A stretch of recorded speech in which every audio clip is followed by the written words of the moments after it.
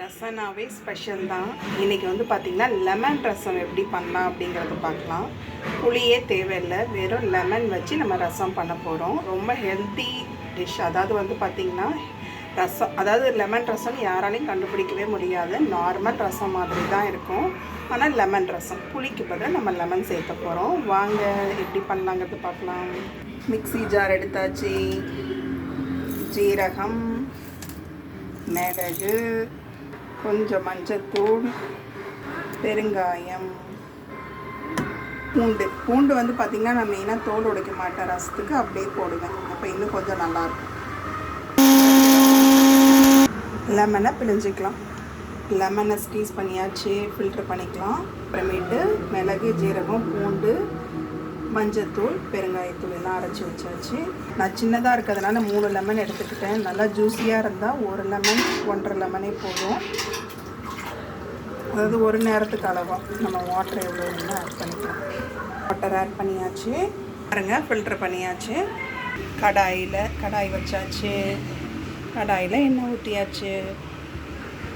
கடுகு வெடிக்குது. இப்போ ரசத்தோட ஹீரோவை நம்ம சேர்த்து போடுறோம். குழந்தைங்க சாப்பிட்றத நான் 1 வரமிளகாய் தான் போடுவேன், நீங்கள் வேணால் எக்ஸ்ட்ரா போட்டுக்கலாம். இந்த ஸ்டேஜில் நம்ம அரைச்சி வச்சுக்கிறத ஆட் பண்ணிக்கலாம். அருக விட வேண்டாம். இதாகிடுச்சு. இப்போ நம்ம ஃபில்ட்ரு பண்ணி வச்சுட்டு லெமன் தண்ணியை ஆட் பண்ணிக்கலாம்.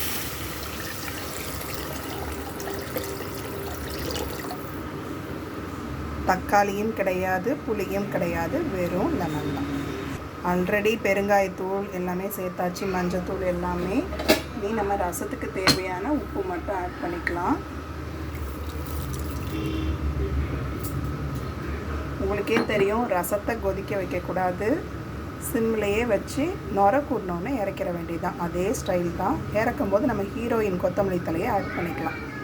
ஹீரோயினை கட் பண்ணி போட்டாச்சு. இங்கே பாருங்கள், ரெடி ஆகிக்கிட்டு இருக்கு. இன்னும் நுர வரலை. நுர வந்தோன்னா நம்ம ஸ்டாப் பண்ணிடலாம். கொதிக்க விடக்கூடாது ரசத்தை. பார்த்திங்கன்னா தக்காளி விலை காஸ்ட்லியாக இருக்கும்போது, தக்காளி இல்லைங்கிறப்போ இந்த ரசம் செஞ்சு பாருங்கள், செம்மையாக இருக்கும். நம்ம ரசம் மாதிரியே இருக்கும், நார்மல் ரசம் மாதிரி இந்த லெமன் ரசம் இருக்கும். லெமன் வந்து பார்த்திங்கன்னா நிறைய எதிர்ப்பு சக்தி அதிகமாக இருக்குது.